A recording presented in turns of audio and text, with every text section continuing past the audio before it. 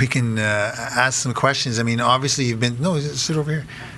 You've obviously been through a lot of the pain of starting this thing and a lot of the thought. You've put a heck of a lot of work into it. Get the microphone. I think you've agreed to be part of this thing. I hope the international one, because we can help. You can help us a lot, and we can help you, and all that stuff. It's all a big community together, and you've been through a lot of it. And I think you're going to help us a lot with respect to us. I mean, us means the whole world in doing this. Does anybody have any questions? Hi, thank you. Really awesome effort. I actually wasn't aware how far along you are. Sorry, Mike Seidman, Pathology, UHN. I'm curious, one of the things you didn't list, and I don't know if this is because you're painfully avoiding it or just because it wasn't on the list, do you have templates for ethics review? Because each of those institutions has different approaches. Yeah, so on our website, for anybody who registers to be a member, the actual protocol that you can submit to for ethics approval is on there. So you can just cross out University of Toronto and add in your institution, correct? But the idea is that if an institution signs up to contribute data, that this contract will negate the need for individual ethics approval submissions for every single project in the future. So, if there's 5 projects lined up, you don't need to go back to your REB for every single project. You just need one. You need the PI of the project will have to have their institutional REB for that project, but every project does not need to be resubmitted. So just at least from an American perspective, could we put this on something like more of a Western IRB?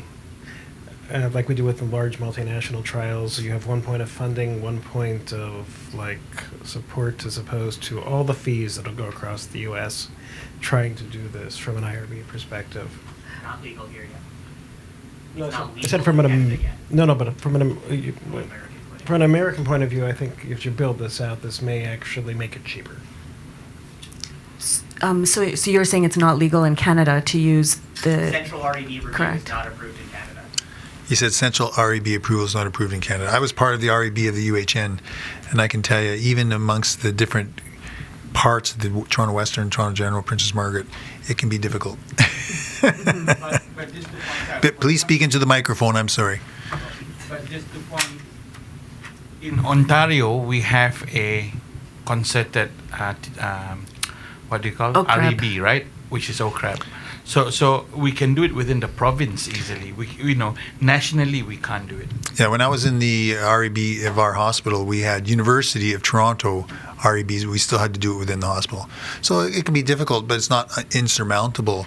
We have REBs within Canada, within the city. Not just, there's troubles. It'd be interesting to see what happens when we go internationally. What's going to happen? So, there's lots of things to talk about.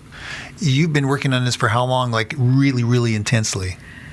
So we hired Hagit, who's our program director, exactly 1 year ago. 1 year. You've done an amazing amount of work in 1 year. Thank you for saying that. But I think what is the next step, though, is the proof of principle that institutions are going to be able to sign the contract. Their legal departments will approve it. Their REBs will approve it, and people will have the infrastructure within their institutions to enter data. That's everybody's barriers. Like, I don't have a CRA to enter data. What am I going to do? So I think if this has been amassed in less than a year, that's just unbelievably good. We've been battling this even internally inside my institution. I know it's been about 4 or 5 years just integrating data inside one institution from different departments on a institutional platform. I think we need to start looking at it, and we've run into several funding crises, and our annual budget typically runs into like 12 million. Just integration from getting data providers to get the job done is not cheap. So totally recognize that.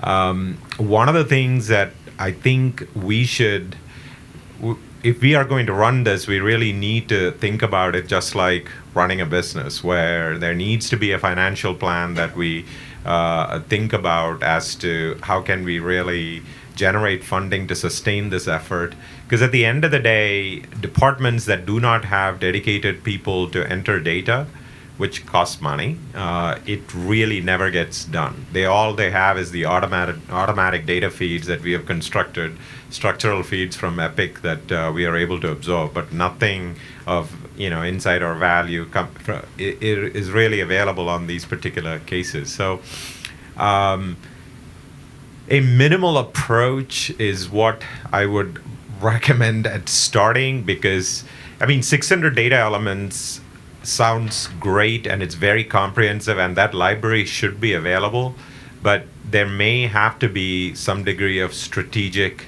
filtering of what all elements are super critical for data entry. And just wanted to know what your thoughts are in trying to truncate it into a manageable. For sure. So we've taken the approach of doing project-based data entry, because I think it's much more rewarding for the people entering the data, and then also for the institutions and for the PIs. So you say, let's just even focus on entering data per this project, and see what, again, just testing the proof of principle that yes, you can have multiple institutions submitting data. We can generate the data compilation and see how the analysis goes. So that's, for sure, entering 600 data points on every patient prospectively is nobody has the resources to fund the amount of hours it takes to do that. With regards to funding people, so I'm sure, raise your hand if you've ever received an email from a medical student or from an undergraduate student looking for a project. Only 2 people? Maybe 4. Okay. You guys, everybody else deletes all the emails. And so students, I think, are a very fantastic and wonderful community to work with. And I also feel strongly that we're able to pay it forward for students. Students are then interested in these very rare diseases that you would never learn about otherwise. And so we've developed I think our training modules, the webinars, we're going to post a training video on how to do data entry, so other institutions can train students on how to do data entry. We have all the tools, and so that it, to reduce the total cost of time for data entry, I think can be done with creative mechanism. So for CANSAC, right? Sorry. For CANSAC, is there mandatory data? I know there's that 600 fields, right?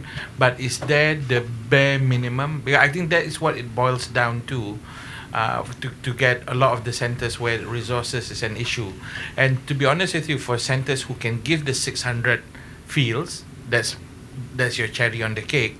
But you don't want to exclude the people who can do less, if you like. So we just say, look, for every patient that you can consent, if you can add in their diagnosis, great, so that at least we have a denominator.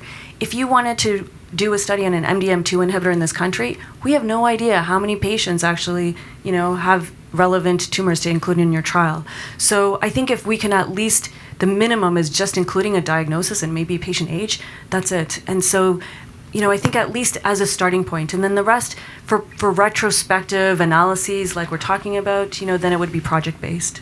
And I'd also add that there are institutions, in this room is a very selected group of people who have made time during their entire day to be here. So clearly, here is not where you're going to run into resistance.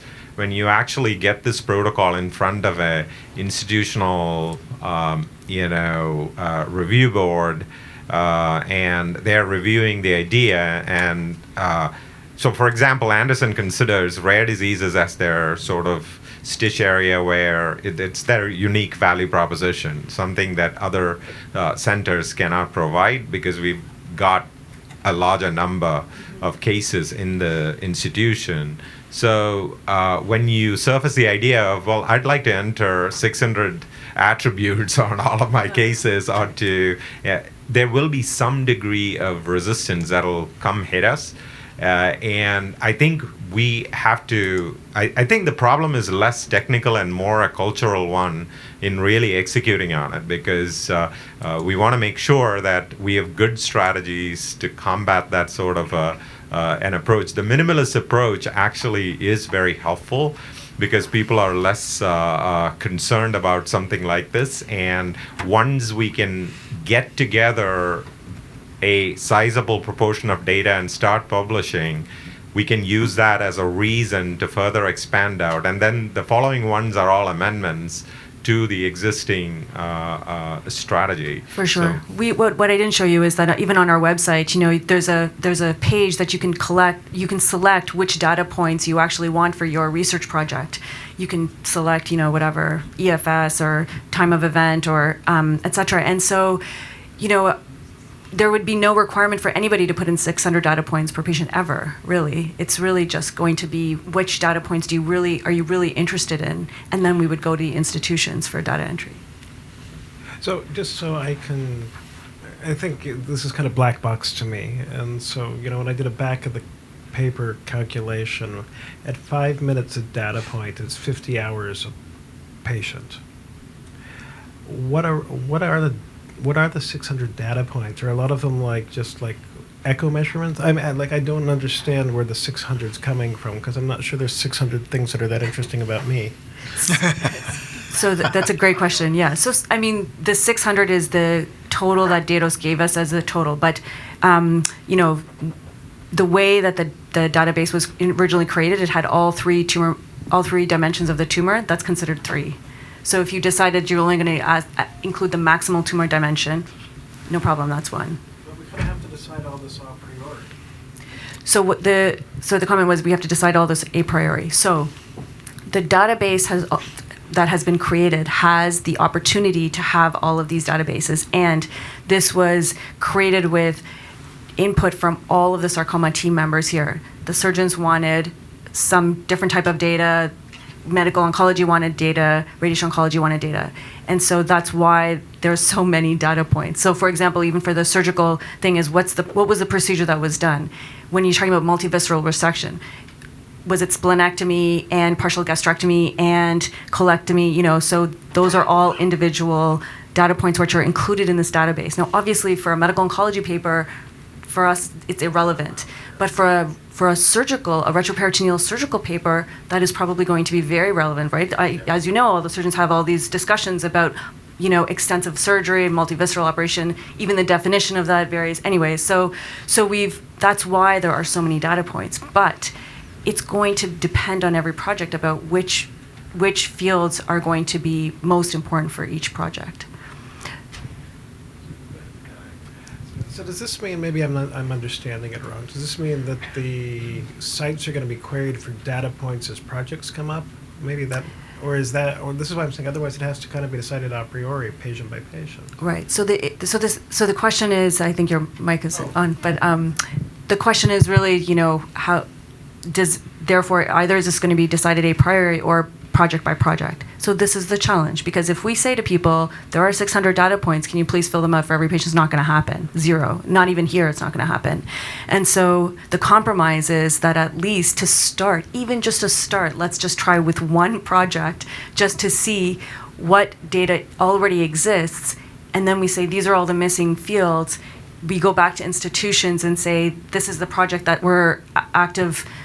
Your institution has contributed these 25 patients. Would you be willing to go back to their charts to complete their data entry? I don't know. We're just starting. These are all very, very important concerns.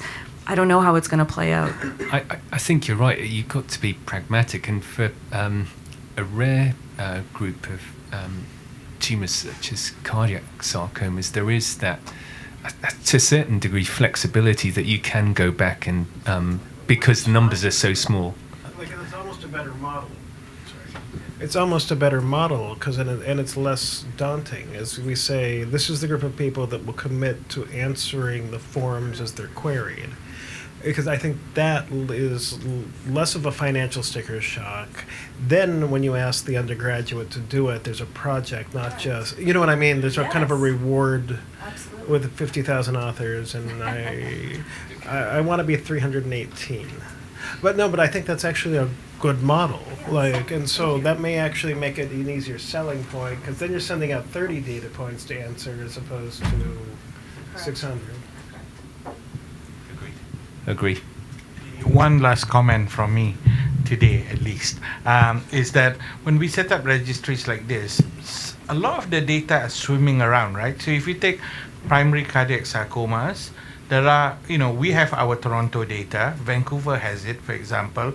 We know Ravi sits on a big database already. You have clearly pointed out that you could pull at a moment's notice. So this is low hanging fruit. So I think these database, the first things is to actually converge the data that we already have in a unified fashion. I think that should be one of our priorities. I couldn't agree more, because the integration is a key capability, because I don't think so. If you just look at vascular or angios, I think our current database count is around 1,156 or something in that ballpark. This is all angios, not all cardiac. But I think we need to have a plan for those of us who already have the data to bridge it into the existing data system. So that's one thing. And the second thing is, I don't know, Robin, is it legal in the UK to enter patient-specific data onto external? There are some legal implications in certain areas that prevent data from crossing international lines as well. So having that unified structure disseminate, so that, let's say my institution is not willing to participate, right? Which will not be the case. I think Anderson will not have any issue, and we've already circulated the idea, so that's not an issue. But let's say if it were to be the case, but I do want to collect the data in the structured format that you prescribe. So at a project level, at an IRB project where I go in and say, hey, I've got like 56 angiosarcomas, all of the world put together, they've got 250. Together, it's a much more powerful publication. I want to participate. IRB says, that's a good idea. Let's do it. The data integration at the post end is going to be so much easier if that published dictionary is the same across all the sites. So a plan for integrating pre-existing data and a plan to standardize our elements to a preferably an approved standard, and if that and make it freely available to everyone, so that even if you didn't have anybody and the summer student's already here and you're collecting data, collected based on our primary structure that is already predetermined, so that we don't lose data, would be great.